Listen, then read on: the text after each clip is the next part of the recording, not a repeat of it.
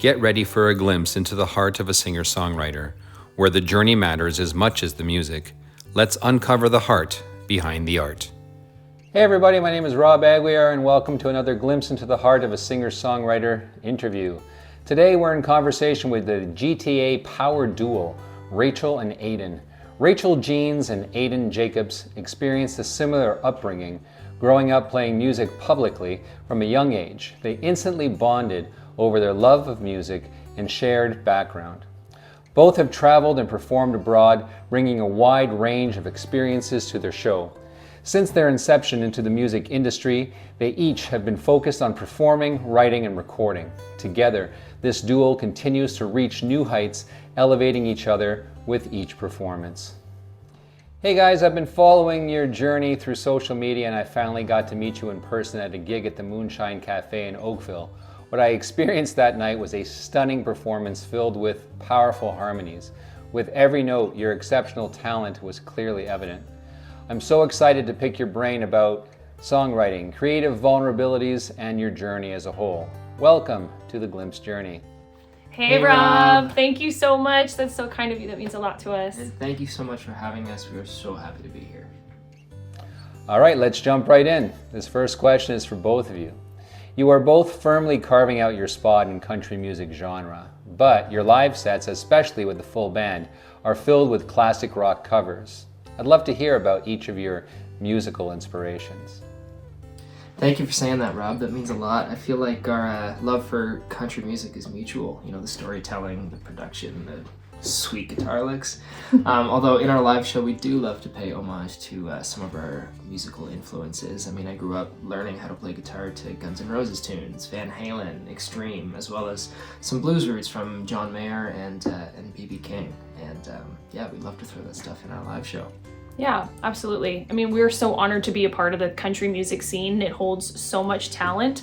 But that said, it is really great to pull from our musical inspirations as well that we grew up with, which includes country music, but a wide array of music. My parents both being musicians in their own right, my mom often being compared to Janis Joplin, my dad leaning a little bit more to the classic rock countryside, you know, sitting around the kitchen table playing his guitar. So those would be two artists that are a huge influence to me and introduced me to some of my favorite bands still to this day. The Eagles, Janis, Whitney, Bread, Journey, Kansas. Stop me now, the list could go on. Rachel, this next question is for you. It's about creativity and mental health. Most of us, myself included, tend to live in our own heads most of the time. We're all striving to be better and do better, while at the same time, living in a complicated world that leaves us feeling quite vulnerable at times. Vulnerability is an essential ingredient to great songwriting. I'm a believer that vulnerability is your strength. So what role does vulnerability play in your creative process? I love that question, Rob. I am a person who has always written from a very raw place. I believe being vulnerable is so key when you're writing a song or you're sharing and creating music. It's like reading your diary out loud. So that's a very important factor to have. It's what connects us all. I think one of my favorite things about music is that even though we are all on our own journey, we are often overcoming shared experiences. So the power of music to really communicate, bring us all together, make us realize how similar we all are and connect us is a really beautiful thing. To your point of being in your head, I think as artists, sometimes we can struggle with approaching a song from a place of how can I make this a big hit? But I do firmly believe that remaining rooted in your artistry and authenticity is what's going to connect people, and sharing that vulnerable side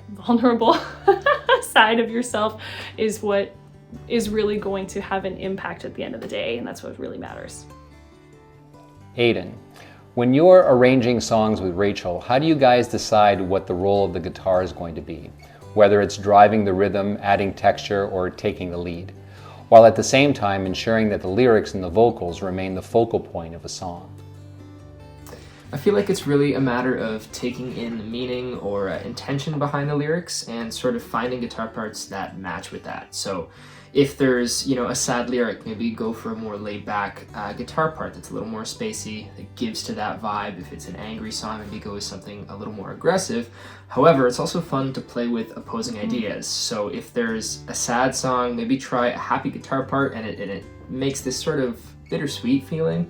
In regards to lead playing, I love to fill in space wherever I can, but it's all about serving the song. I don't want to overcrowd a vocal or a lyric or get too far away from the point of the song, which is to still have meaning and, you know, make people feel something. So, yeah. All right, this next question is for both of you. Every artist faces creative blocks, periods of stagnant creativity or dormant inspiration. Lack of creative bandwidth is quite common. How do each of you personally navigate moments when songwriting and even guitar playing become stagnant, when creativity feels out of reach? Well, I just recently experienced a block, funny enough, on my way to Nashville for a writer's trip specifically. So they can be quite frustrating and nerve-wracking even. However, in my experience, I have found just keep going, just keep writing, just keep creating, and you never know what could happen. I mean, if you write 10 songs, you're lucky if you get one good one. So don't stress about it, take the pressure off, get into a room of people who inspire you, and it's a great way to sort of get those creative juices flowing again. I almost said just keep swimming about 3 times. It's true, just keep swimming. Oh gosh. Yeah, those are all amazing points. One thing that has helped me a bunch is just stepping away from whatever you're doing, whether you're writing, playing guitar, whatever. Just step away for a few days and come back with fresh ears, fresh eyes. That has always helped me. If you're a guitar player like myself, sometimes even just picking up a different guitar or a different instrument completely can kind of spark some creative juices. That and just jamming with other people or being around other musicians or watching other musicians play. I found myself so inspired in moments like that. Rachel, last summer I had a chance to speak to Nicole Ray at her summer festival, Harmonia Fest. And I asked her and a few of the other artists that were performing there what it's like to be a female country artist. Their responses varied greatly, but all had the same underlying tone that the country genre is a bit of a boys' club.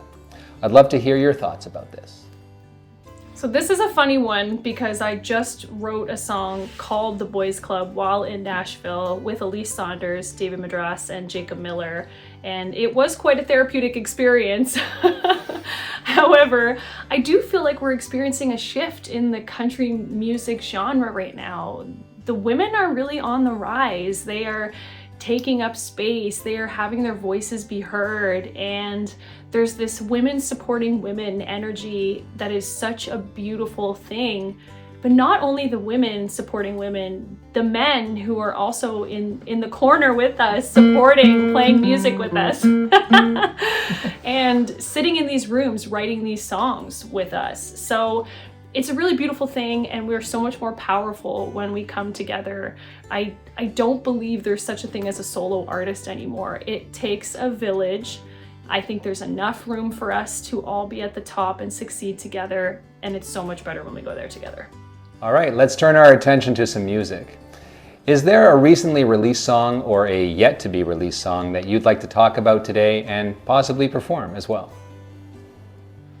So in keeping with the theme of today's interview of vulnerability and writing from a raw place, we thought we would share a clip of an unreleased original song with you that we debuted at the Moonshine where we met, and we had some really great feedback. We were told it should be our next single. We haven't made any decisions yet. We don't know. Anything could happen, but I definitely think it's a vulnerable one. Yeah, I think so.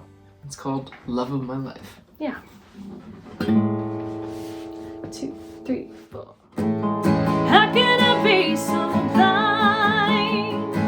I always thought that you would be mine. Now you're not mine. You're standing right in front of me, so far, but all I could see this whole time, it was a love of my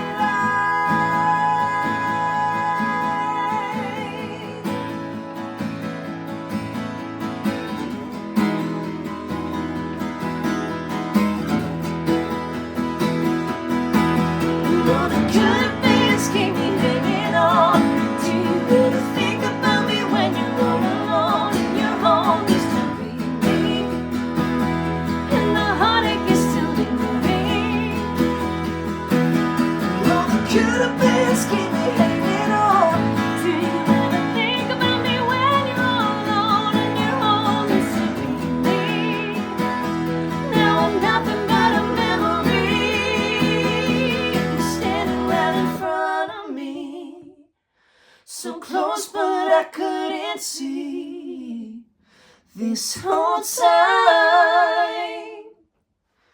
It was the love of my life.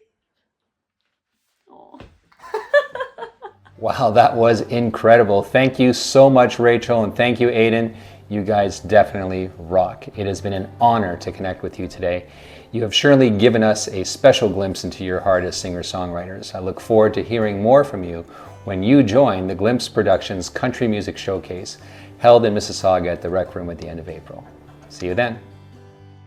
Thanks so much, Rob, for having us. Thanks, Rob. This was such a great time, and we're looking forward to doing it again in April. Yeah! Woo! Rachel and Ayden, over and out. out. Whoa, that was so insane. That's it for this segment of Glimpse into the Heart of a Singer-Songwriter. A big thanks to our sponsors and supporters for their generosity. Support the music. Like, share, and subscribe for more incredible interviews coming soon.